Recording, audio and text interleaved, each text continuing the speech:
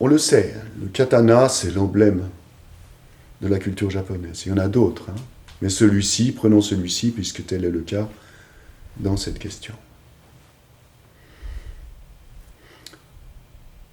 Il y a l'objet en lui-même, sa valeur concrète et spirituelle.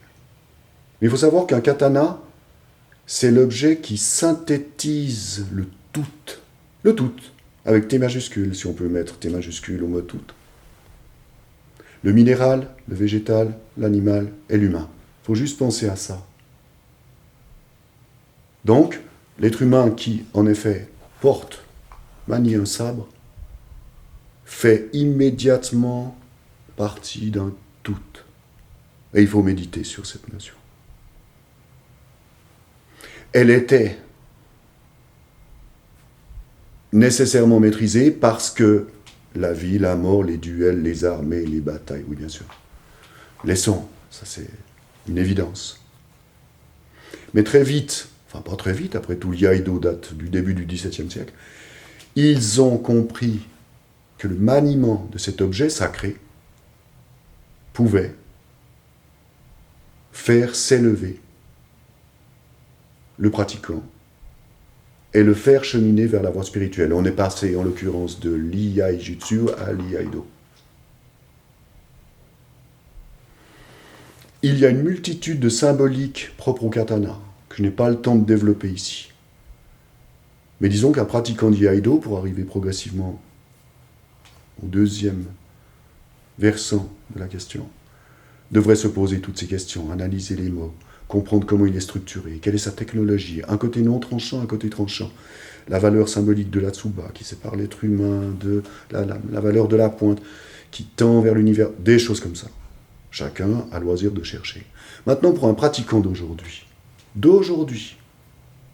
on est, remarquez-le, sorti de la culture japonaise, un pratiquant d'aujourd'hui. Mais il y trouvera que ce qu'il veut bien chercher. Il y a des personnes qui pratiquent l'iai-do, l'iai-jutsu, peu importe. Parce que c'est efficace, parce que c'est beau, mais toutes ces raisons sont valables. Maintenant,